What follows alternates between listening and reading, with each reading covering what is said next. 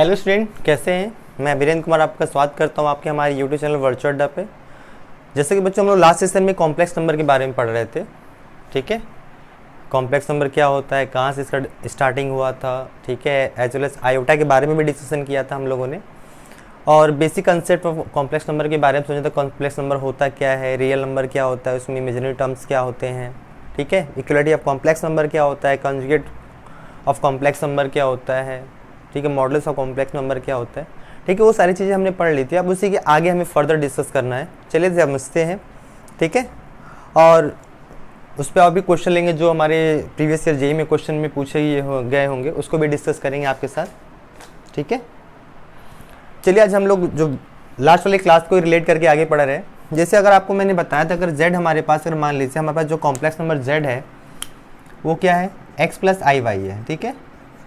और यहाँ पे हमने सीखा था x का y क्या होगा, रियल नंबर होगा। इक्वेशन 1 लेके चले थे हम लोग, ठीक है, ये तो आपको पता ही होगा। अगर इसके कॉन्जुगेट की अगर बात करते हैं, कॉन्जुगेट क्या आता है बच्चों को पता ही है कि प्लस आई को माइनस आई से रिप्लेस कर दिया जाए तो यहाँ पे आ जाएगा x माइनस आई वाई हो जाएगा, ठीक है। ये बात तो आपको पहले से पता है। अगर आपको याद होगा तो इस पर कुछ बातें और बताई थी हमने। चलिए पहले अगर हम दोनों को ऐड कर दें, ठीक है। नाउ इक्वेशन 1 में हम इक्वेशन 2 को ऐड कर दे रहे हैं, ठीक है। देखो क्या मिलने वाला है, अगर ध्यान दो तो z प्लस जेड बार हो जाएगा। ये किसके बराबर हो जाएगा, ये दोनों कैंसिल आउट हो जाएगा, 2x हो जाएगा। मतलब x इक्वल टू आपको मिल गया z plus Z bar divide by 2। आपको प्रीवियस वाले क्लास में बताया था x को हम लोग क्या कह सकते हैं, रियल पार्ट ऑफ z कह सकते हैं। क्या कह सकते हैं हम लोग, रियल पार्ट ऑफ z कह सकते हैं, z plus Z bar divide by 2 कह सकते हैं, ठीक है। यहाँ तक आपको समझ में आ गया होगा। अब आगे बात करते हैं, मान लीजिए सब्ट्रैक्ट कर लिया जाए, ठीक है। अगेन अगर मान लीजिए इक्वेशन 1 में से इक्वेशन 2 को हम सब्ट्रैक्ट कर लें तो क्या होगा, z माइनस जेड बार हो जाएगा। अब देखो यहाँ पे क्या आने वाला, x रियल x कैंसिल हो जाएगा, प्लस यहाँ प्लस हो जाएगा, दोनों जुड़ जाएगा, ये 2i y के बराबर हो जाएगा, ठीक है। और यहाँ से जो y होगा हमारे पास बच्चों वो मिल जाएगा z minus Z bar upon 2i, ठीक है, जैसे यहाँ पे आपको मिला है। तो इसको याद है ना, y को हम लोग क्या कह सकते हैं, y को हम लोग इमेजिनरी पार्ट ऑफ z कहते थे बच्चों, और ये आपका z minus Z bar upon 2i, ठीक है। ये बात आपको समझ में आ गया, ठीक है। इससे आप कह सकते हो हमारा पॉइंट नंबर 3 भी कह सकते हो, या इक्वेशन नंबर 3 भी कह दो, आप इक्वेशन नंबर 4 कह लो, ठीक है। अब देखो एक बात यहाँ पे नोटिस करने वाली बात ये है कि अगर यहाँ पे पूरा जो z आएगा वो x पूरा रियल टर्म आने वाला है। ठीक, बात यहाँ से नोटिस करके लिख सकते हो, जो इंपॉर्टेंट पॉइंट है यहाँ पे, if z is purely real, अगर अब वर्ड यूज़ किया जाए प्योरली रियल, अगर वर्ड यूज़ करते हैं बच्चों, यहाँ प्योरली रियल ही मिलने वाला है क्योंकि सब कैंसिल आउट हो जाएगा। Purely real that is imaginary part of z जो होगा बच्चों वो क्या हो जाएगा, तब 0 होगा। और इमेज पार्ट ऑफ z है क्या, देखो यहाँ पे ये लिखा हुआ है, तो यहाँ से अगर मैं इसकी वैल्यू रख दिया जाए तो यहाँ से देखो आप z minus Z bar upon 2i equal to 0 करोगे तो यहाँ से मिल जाएगा आपको, तो यहाँ से मिल जाएगा सॉल्व करने पे ये। अगर कहीं पे z इज प्योरली रियल लिखा हुआ, डायरेक्टली अगर इस कंडीशन को फॉलो कराओगे तो आपको डायरेक्ट आंसर मिल जाएगा, ठीक है। उसी तरह यहाँ पे, यहाँ से कंक्लूजन निकाल सकते हो, यहाँ पे जो भी टर्म आएगा इमेजिनरी आएगा, तो यहाँ से लिख सकते हो if z is purely imaginary, if z is purely imaginary. अगर यहाँ से आप सोचो, अगर ऑब्वियस बात है रियल पार्ट ऑफ z क्या हो जाएगा बच्चों, 0 हो जाएगा ये, राइट।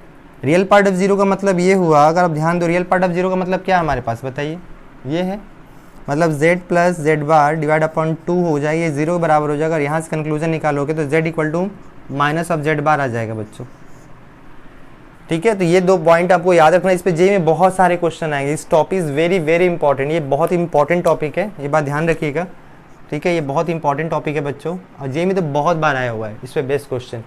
ये इसका प्योरली रियल पार्ट है, ये इमेजिनरी पार्ट है, तो पूरा करने की जरूरत ही नहीं है। बस अगर प्योरली रियल बोला z equal to conjugate of z के बराबर कर दो, अगर बोला गया है प्योरली इमेजिनरी है तो z equal to minus times of conjugate कर लो, या इसका रिवर्स भी लिख सकते हो कि माइनस कंजुगेट ऑफ z जो होगा माइनस ऑफ z के बराबर आ जाए, इसको भी आप दिखा सकते हो यार रिवर्स करके, मीनिंग सेम होगा, ठीक है। तो आई होप आपको ये बात समझ में आ चुकी है। इस पर क्वेश्चन लिया जाए तो समझ में आएगा कैसा क्वेश्चन होता है, कैसे डिस्कस करेंगे हम लोग, ठीक है। जैसा कि मैंने बताया बहुत इंपॉर्टेंट टॉपिक है ये, और ये आपके एग्ज़ाम में मेंस वाले पोर्शन में तो ज़्यादा पूछा जाता है बच्चों, ठीक है, तो चलिए इस पे क्वेश्चन लेता हूं मैं।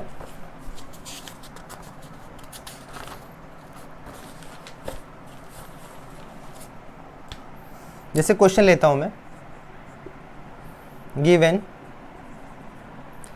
That z equal to 2 + 3i 5 - 6i की whole power 2021 minus 2 - 3i upon 5 + 6i की होल पावर 2021 लिखा हुआ है।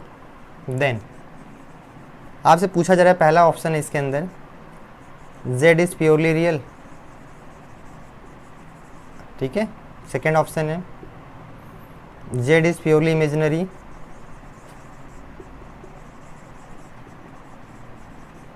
थर्ड ऑप्शन है आपके पास a + ib के फॉर्म में रिप्रेजेंट कर सकते हैं। The last option is that none of the above. ऊपर जो भी लिखा वो सारा की सारी चीज़ें गलत लिखी हुई है, इसी के उपयुक्त नहीं है इसका आंसर, ठीक है। एक बात बताओ, ये जो क्वेश्चन मैंने दिया हुआ है आपको, अगर अभी जैसा कि हम लोगों ने बात किया हुआ था, अगर उस पर बात करो, अगर प्योरली रियल था तो क्या लिखा था हम लोगों ने, अगर प्योरली रियल अगर हमने बात किया तो वहाँ पे इमेजिनरी पार्ट 0 हो जाता, तो हमने वहाँ देखा z इक्वल टू क्या आ जाएगा, -z बार आ जाएगा। ओके, तो बेसिकली हमें z बार तो निकालना है ही, चलो z बार निकालते हैं। कंजुगेट ऑफ z मतलब, तो कंजुगेट ऑफ z का मतलब हमने सीखा है, जहाँ प्लस होगा वहाँ माइनस हो जाएगा, रिप्लेस करो, मैं डायरेक्ट लिख दे रहा हूँ यहाँ पे, देखो ऐसा हो जाएगा।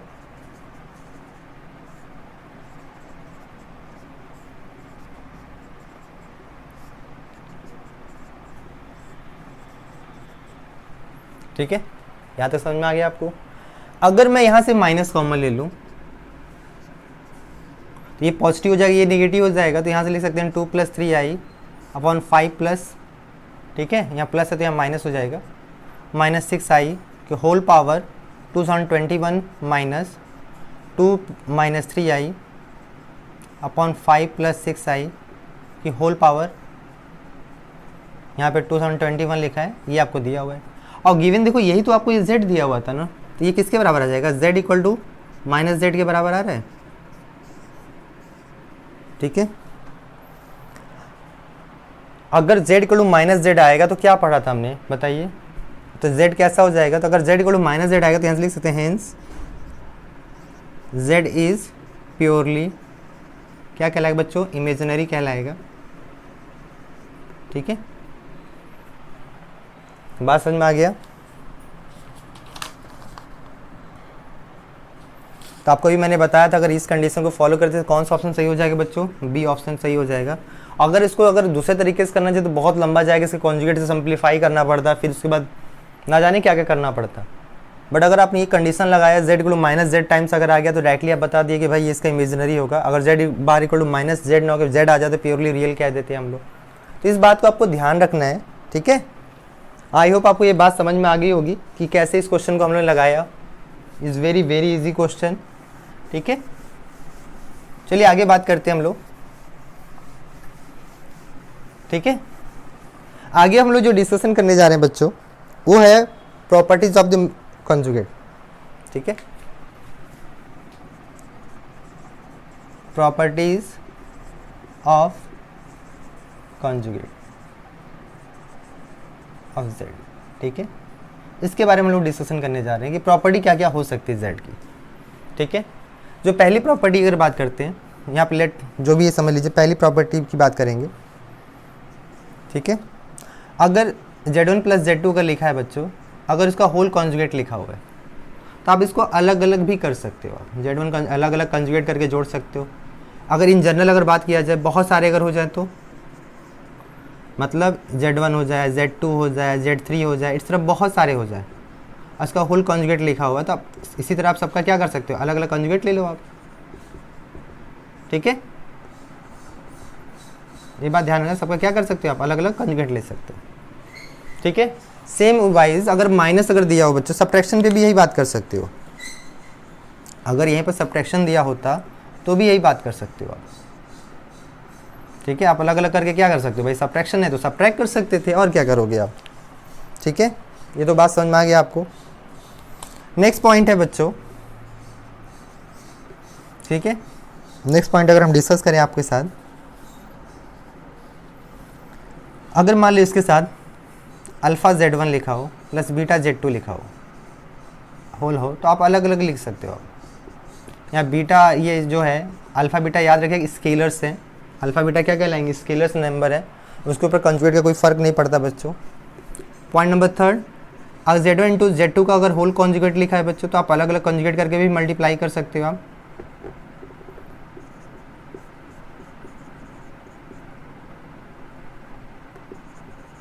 ठीक है। पॉइंट नंबर 4, अगर Z1 अपॉन Z2 का अगर होल कॉन्जुगेट लिखा है बच्चों तो आप क्या कर Z1 का कॉन्जुगेट अलग अपॉन मॉड ऑफ Z2 का कॉन्जुगेट। बस याद रखना है कि Z2 कभी भी आप जो होना चाहिए नॉट इक्वल टू 0 होना चाहिए, बस यही बात आपको ध्यान रखना है। ठीक है। पॉइंट नंबर 5, अगर कॉन्जुगेट की पावर n लिखा है, n कोई पॉजिटिव नंबर है बच्चों, तो आप इसको रिवर्स करके ऐसा भी लिख सकते हो, पहले आप जितना है पावर उसको कर लो, उसके बाद कॉन्जुगेट ले लो, where n belong positive integer होना चाहिए। ठीक है। तब ये कुछ 5 प्रॉपर्टी है किसकी, कॉन्जुगेट की, जिसे आपको याद रखना है। ऐसे अलावा भी कुछ होंगी बच्चों, तो आगे डिस्कस कर लेंगे हम लोग। ठीक है। तो आई होप आपको ये बात समझ में आ गई होगी, प्रॉपर्टी ऑफ कॉन्जुगेट के बारे में हमने डिस्कस कर लिया है। ठीक है। उस तरह प्रॉपर्टी ऑफ मैग्नीट्यूड की बात करेंगे हम लोग। ठीक है। ये तो हमारा प्रॉपर्टी ऑफ कॉन्जुगेट था। अब प्रॉपर्टी ऑफ किसकी बात करने जा रहे हैं बच्चों, मैग्नीट्यूड। ठीक है।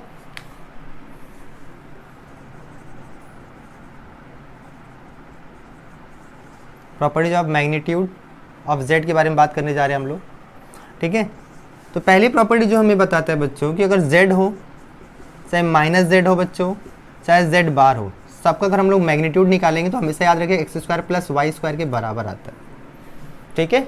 कोई भी चेंजेस नहीं होता है। प्रॉपर्टी नंबर सेकंड, अगर कोई कॉम्प्लेक्स नंबर दिया है उसके कॉन्जुगेट से मल्टीप्लाई करे तो उसके मॉड ऑफ z के स्क्वायर के बराबर। Is very very important property बच्चों, इज़ बहुत इंपॉर्टेंट, बहुत यूज होगा ये, कि अगर उसके कॉन्जुगेट से मल्टीप्लाई करते हो वो मॉड ऑफ z के स्क्वायर के बराबर आ जाता है। ठीक है।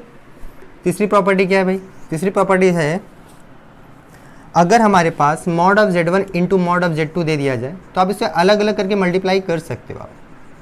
अब जनरल फॉर्म में बहुत सारा हो, अगर जनरल फॉर्म में भी लिख सकते हो, इन जनरल फॉर्म में लिख सकते हो। अगर मान लो हमारे पास बहुत सारे अगर है z1 हो, z2 हो, z3 हो एंड सो ऑन, इस तरह बहुत सारे हो, तो आप अलग अलग भी क्या कर सकते हो, सबको मल्टीप्लाई कर दो आप। ठीक है। पॉइंट नंबर 4, अगर मॉड ऑफ z1 पर मॉड ऑफ z2 अगर दे दिया जाए तो क्या करोगे आप, अलग अलग कर लो उसको। और मॉड ऑफ z2 क्या नहीं होना चाहिए, अगेन 0 नहीं होना चाहिए, ये बात ध्यान रखना है आपको। ठीक है। Point number 5, mod of z की पावर n अगर ले रहे हो आप, ठीक है, या मॉड ऑफ z के अगर पावर n कर दो, यहाँ n भी क्या होना चाहिए, पॉजिटिव इंटीजर होना चाहिए। ठीक है। तो ये 5 प्रॉपर्टी है जो बच्चों, ठीक है, जो इसके बिहाफ पे बताई गई है मैग्नीट्यूड ऑफ z के बारे में, जिसे आपको याद रखना है। ठीक है। क्योंकि ये जो सेकेंड वाली प्रॉपर्टी जो है बच्चों बहुत ज़्यादा इंपॉर्टेंट है, और ये जो ऐसा नहीं कि सब लेस इंपॉर्टेंट है, बट कहीं ना कहीं यूज ज़्यादा होंगे, बट ये मोस्टली यूज होती है, इसलिए मैं बता रहा हूँ कि आपको ये पता होना चाहिए। ठीक है। चलिए कुछ और डिस्कस करते हैं, कुछ थ्योरम के बारे में बात करें जिसका डायरेक्ट यूज करेंगे फ्यूचर में, उसके बारे में डिस्कस करते हैं हम लोग, डायरेक्ट रिजल्ट के तो रूप में यूज करेंगे। तो समझते हैं, आप जानते भी होंगे मुझे पता है, बट उसको एक बार देख लेते हैं। जैसे क्वेश्चन की तरह ले लेते हैं, given that given z1 and z2 are 2 complex numbers, then prove that, हमें प्रूव करना है बच्चों, mod of z1 plus z2 का square plus mod of z1 minus z2 का जो स्क्वायर होगा वो बराबर होगा 2 times of mod of z1 का square plus mod of z2 का स्क्वायर। ठीक है।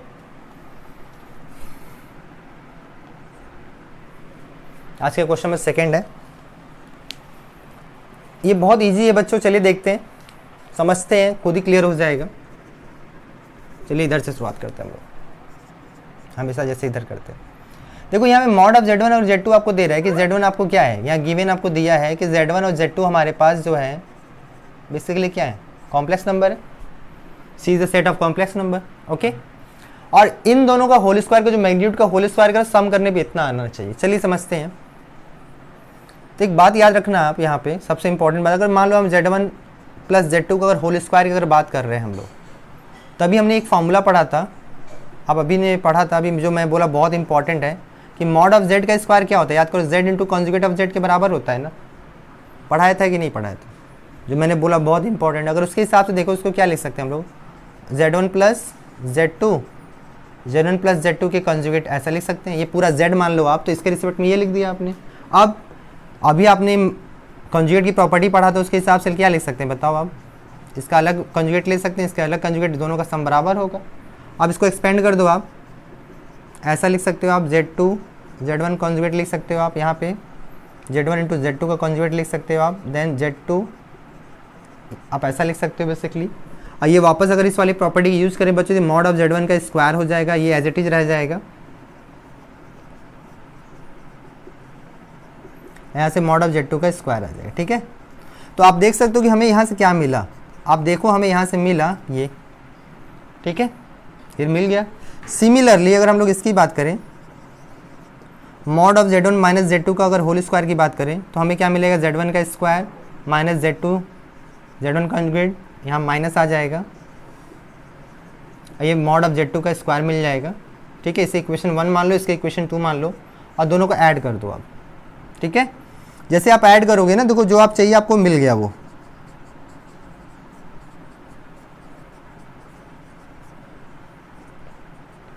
ठीक है, जैसे ऐड करोगे देखो ये दोनों 2 टाइम्स हो जाएंगे और ये सब कैंसिल आउट हो जाएगा बेसिकली, तो आपको मॉड ऑफ z1 का square plus mod of z2 का स्क्वायर मिल गया।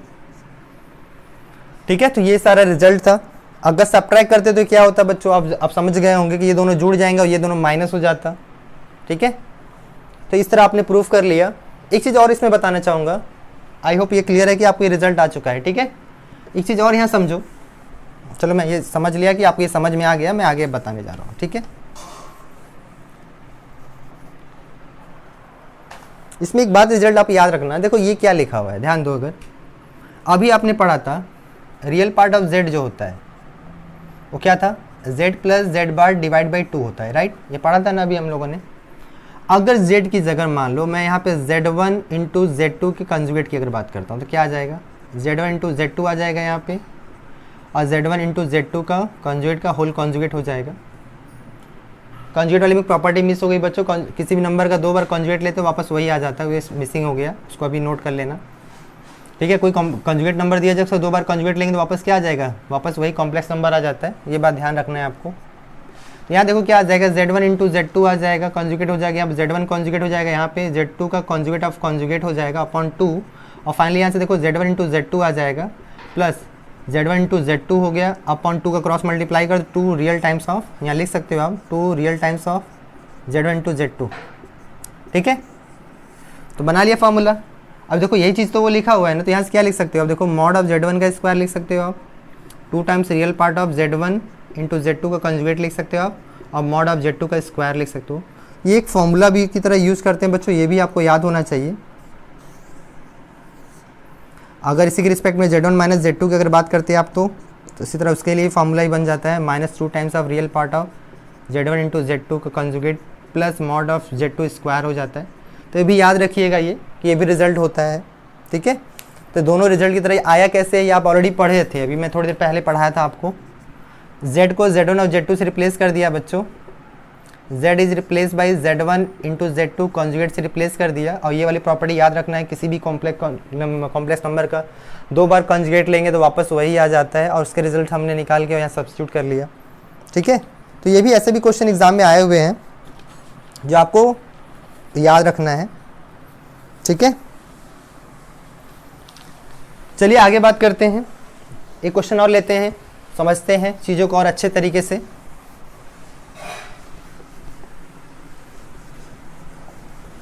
चलिए मैं क्वेश्चन दे रहा हूं, पहले आप सोच लीजिए, उसके बाद मैं डिस्कस करूंगा आप लोग के साथ। ठीक है, क्वेश्चन है गिवन दैट, आपको दिया हुआ है z1 z2 दो कॉम्प्लेक्स नंबर है हमारे पास, सेटिस्फाइंग द रिलेशन सेटिस्फाई कर रहा है z1 minus 5 times of z2 and whole thing upon 5 minus z1 into z2 conjugate equal to 1, and mod of Z2 जो होगा नॉट इक्वल टू 1 के बराबर है बच्चों। ठीक है, ये आपको दिया हुआ है, एक बार आप सोच लो कैसे लगाओगे, उसके बाद डिस्कस करते हैं हम लोग।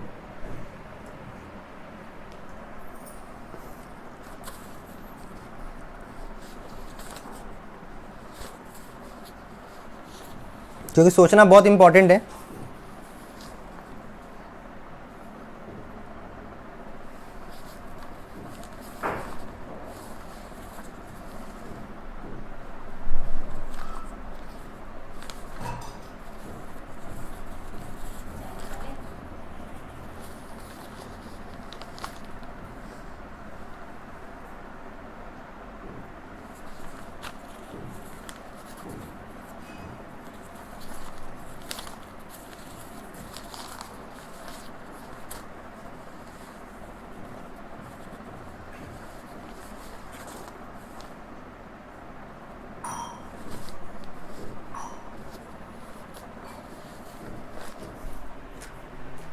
तो कुछ समझ में आया बच्चों, इस क्वेश्चन कैसे लगाएंगे आप? ठीक है, आप देखो अगर चाहो तो आपके बहुत सारे ऑप्शन हैं। पहला या तो जेड को जैसे Z1 को आप x1 plus I Y one ले लो, Z2 x2 plus I Y two लेके सॉल्व कर सकते हो, बट उससे बहुत लंबा चला जाएगा। बट इसका दूसरा तरीका देखो, जल्दी सॉल्व करने का तरीका। अभी आप देखो, आपको पता है कि z जो स्क्वायर होता है वो किसके बराबर, z इंटू जेड बार के बराबर होता है कि नहीं, ये पता है आपको। जैसा मैंने बोला बहुत इंपॉर्टेंट फॉर्मूला है, तो ऑब्वियस बात है इंपॉर्टेंट कितना भी आपको पता चल जाएगा। देखो यहाँ पे गिवन क्या है आपको, Z1 minus 5Z2 upon 5 minus Z1 into Z2 बार दिया हुआ इक्वल टू 1। ठीक है, दोनों तरफ होल स्क्वायर कर दो। अब इस होल स्क्वायर के स्पेक्ट में जहाँ Z है इसकी जगह ये रख दिया जाए तो क्या आ जाएगा बताओ, Z1 माइनस 5Z2 आ जाएगा upon 5 minus Z1 into Z2 conjugate हो जाएगा यहाँ पे। इसी को दो बार लिख दिया आपने, Z1 minus 5Z2 upon 5 minus Z1 into Z2 conjugate हो लिख दिया आपने, का होल कॉन्जुगेट इक्वल टू 1। 1 का स्क्वायर तो 1 ही आएगा। अब कॉन्जुगेट की प्रॉपर्टी आप लगा दीजिए। ठीक है, एकदम इजीली स्मूथली करते चले जाइए।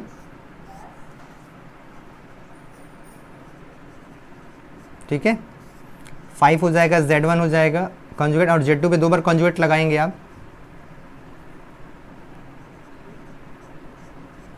Equal to 1। ठीक है, अब जो डिनोमिनेटर में लिखा है क्रॉस मल्टीप्लाई कर लीजिए और न्यूमरेटर का आप एक्सपेंड कर दीजिए, तो क्या आएगा देखिए, Z1 इंटू Z1 हो जाएगा, यहाँ पे Z1 बार हो जाएगा, इसका 5 Z2 इंटू Z1 बार हो जाएगा, यहाँ से देखिए माइनस 5 Z1 इंटू Z2 बार हो गया, और यहाँ 5 5 25 Z2 इंटू Z2 बार हो जाएगा, इक्वल टू, अब देखो 5 5 कितना हो जाएगा, 25 हो गया। ठीक है, 5 5 25 माइनस 5 Z1 इंटू Z2 बार माइनस।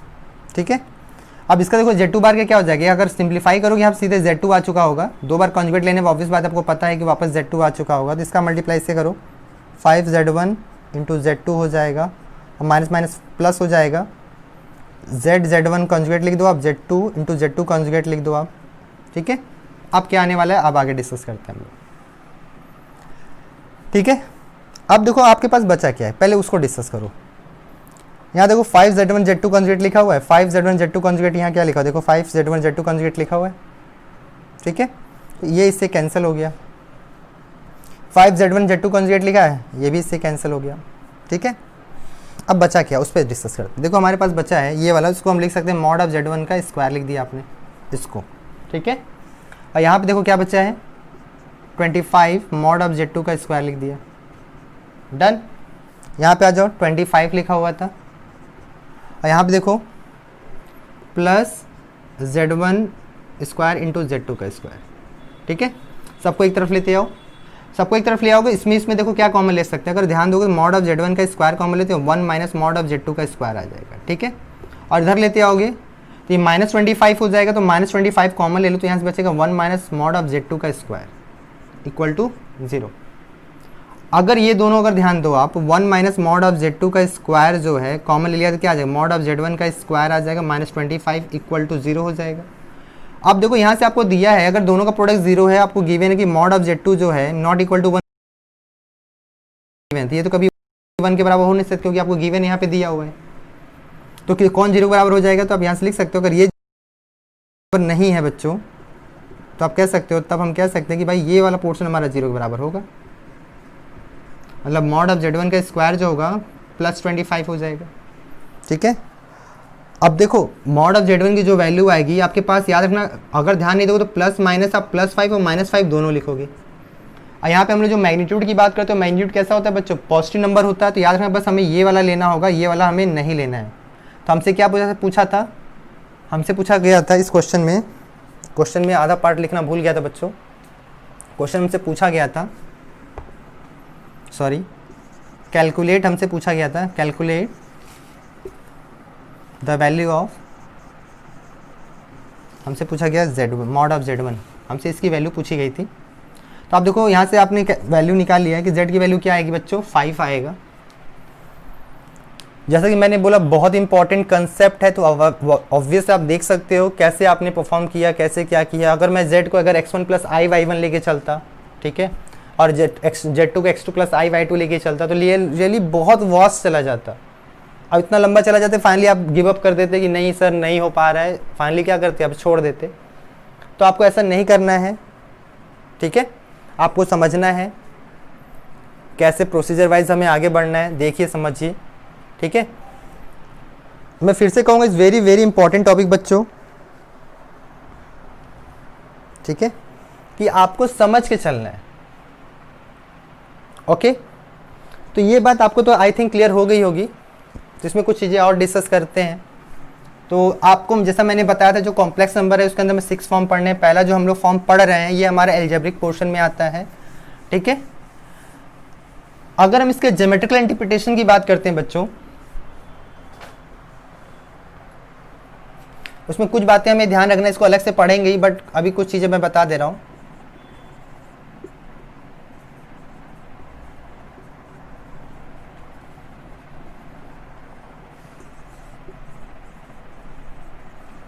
कॉम्प्लेक्स नंबर Z, अगर मैं इसका ज्योमेट्रिकल इंटरप्रिटेशन की बात करता हूँ, उसका क्या मतलब है। ज्योमेट्रिकल इंटरप्रिटेशन का मतलब ये है बच्चों कि जो हम अभी complex number Z = x + iy लेके चल रहे थे, जहाँ पे x y हमारा रियल नंबर होता था, ठीक है, ये हमारा रियल नंबर को रिप्रेजेंट करता था। अब हमें ये ना लेके हम इसको, ठीक है, यहाँ लिख सकते हैं, यहाँ लिख देता हूँ मैं, Z is also represent a point whose coordinate,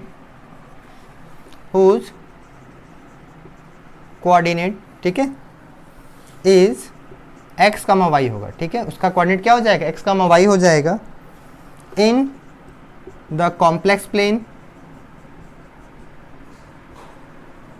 और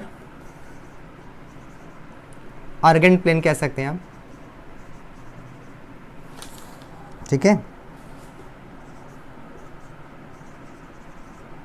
ठीक है, तो आपको ये ध्यान रखना है कि अब इसको हम लोग कॉम्प्लेक्स नंबर में तो एल्जेब्रिक फॉर्म में Z = x + iy लेके चल रहे थे, बट जब हम ज्योमेट्रिकल इंटरप्रिटेशन की बात करेंगे तो इसको हम लोग एक पॉइंट की तरह ट्रीट करेंगे, और जहाँ पे हमेशा x, y इस तरह लेके चलेंगे कि भाई पहला वाला x हो जाएगा, दूसरा वाला y हो जाएगा। जैसे सपोज अगर हमने, और यहाँ पे आर्गेंट प्लेन क्या होता है या कॉम्प्लेक्स प्लेन क्या होता है, इसको आप समझ लीजिए।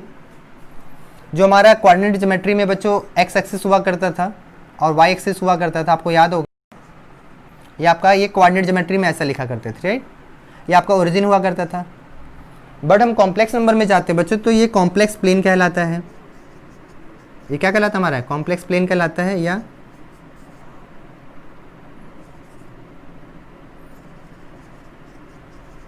ठीक है।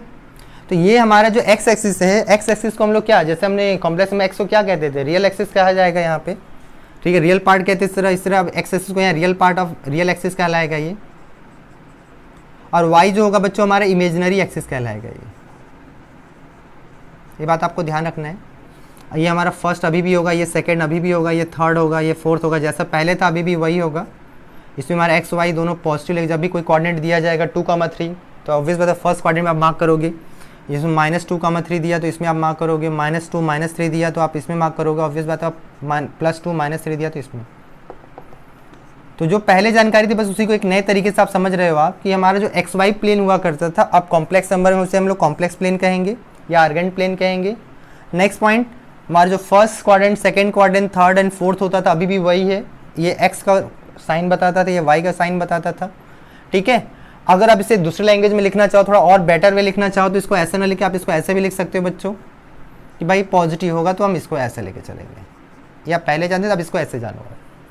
अगर एक्स नेगेटिव हुआ तो हम क्या लेके चलेंगे, एक्स नेगेटिव हुआ तो ऐसे लिखेंगे, वाई पॉजिटिव हुआ तो ऐसे लिखेंगे। हम ऐसा एक नया तरीका सीख सकते हो कि अभी हम जो चीज़ सीखने वाले हैं उसमें ये ज़रूरत पड़ेगी, ऐसे लिख सकते हो आप। और यहाँ से लिख सकते हो आप एक्स पॉजिटिव होगा और वाई नेगेटिव होगा, ठीक है।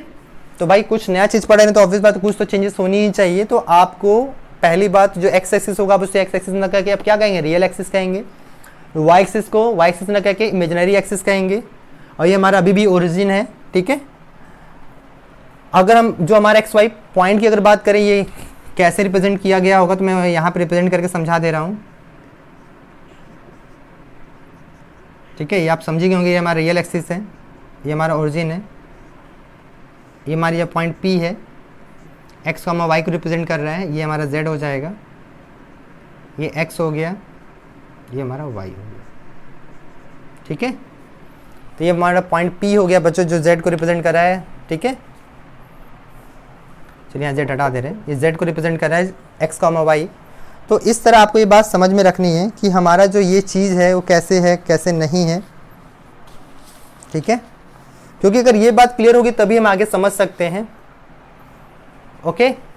तो देखो बच्चों जैसे से बताया जा रहा है वैसे से फॉलो करना है आपको, ठीक है।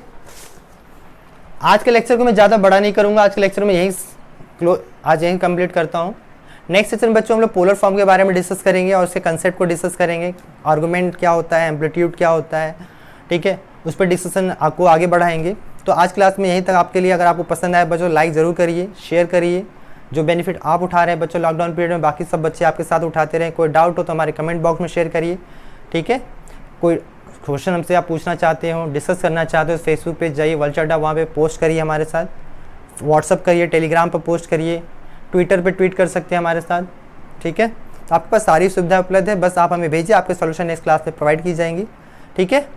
तो बच्चों को समझ में लाइक ज़रूर करिएगा, ठीक है। Thank you so much, next class में मिलते हैं।